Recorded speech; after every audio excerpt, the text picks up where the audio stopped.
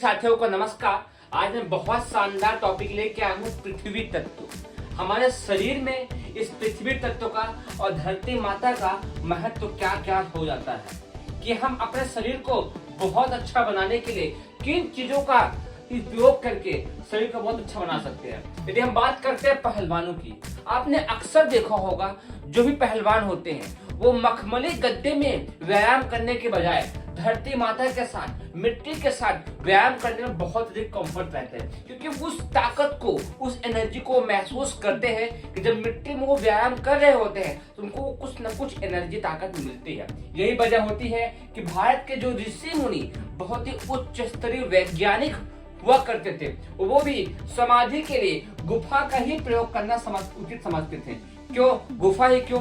आपको पता होना चाहिए, जब आप मिट्टी के अंदर, धरती माता के अंदर खोद करके मिट्टी के अंदर बैठ करके ध्यान करते हैं तो उस स्थिति में जो मिट्टी के चारों ओर का आवरण होता है वह प्राण वायु दे करके आपके शरीर को चार्ज करता है। कहने का तात्पर्य है वह नाक से ली हुई सांस बहुत अधिक मात्रा में आपके शरीर को स्फूर्ति, ताजगी और प्राण देने का काम करती है। इतना ही नहीं, छोटे बच्चों को आप देखिए, वो अक्सर मिट्टी में ही रह करके व्यायाम करना, कुश्ती करना, अखाड़ा करना, खेलना बहुत अधिक पसंद करते हैं। भले ही बदले में उनका कपड़ा खराब ही क्यों ना हो जाए, लेकिन फिर भी बहुत खेलते हैं। क्यों? क्योंकि उस ताकत को महसूस करते हैं। यदि किसी बच्चे को आप हमेशा मखमली या गुदगुदे वाले बिस्तर में खिलाइए और दूसरा बच्चा मिट्टी में खेला हुआ हो तो कहीं न कहीं उस बच्चे का व्यायाम अधिक, शरीर अधिक अच्छा मजबूत होगा जो मिट्टी में खेला रहेगा। इतना ही नहीं, आप किसी पशु को भी देखिए, कोई भी पशु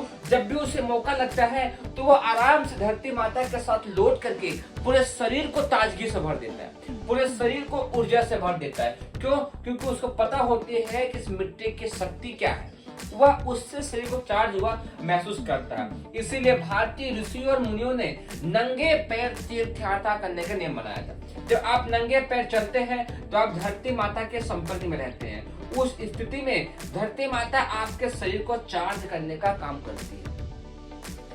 इसीलिए भूमि शयन का भी नियम बना था। भारतीय ऋषियों मुनियों ने इस चीज को बारीकी से देखा और समझा था, इसीलिए वो मखमली बिस्तर में और बहुत महंगे महंगे बेड में सोने के बजाय भूमि में शयन करना सबसे अच्छा मानते थे, क्योंकि सच में वो महसूस करते थे जब आप भूमि में शयन कर रहे होते हैं तो शरीर को बहुत अधिक ताजगी मिल जाती है। यही वजह थी कि आज भी आप भारत जैसे गाँव में देखिए, लोग सुबह उठ करके खूब अधिक घास में टहलते हैं, जो बारीक बारीक से घास उगी होती है उसमें टहलकर तो महसूस करते हैं कि शरीर को ताजगी मिली है, और वाकई बहुत अधिक मिलती भी है। मिट्टी स्नान का भी अपने यहाँ भारत जिसमें बहुत अधिक नियम था। लोग मुल्तानी मिट्टी, काली मिट्टी से शरीर को साफ करने का नियम करके शरीर को स्वस्थ रखते थे। आज आप देखिए, सबको कहीं न कहीं स्किन डिसीज हो रहे हैं, चर्म रोग हो रहे हैं, सब तकलीफ में है।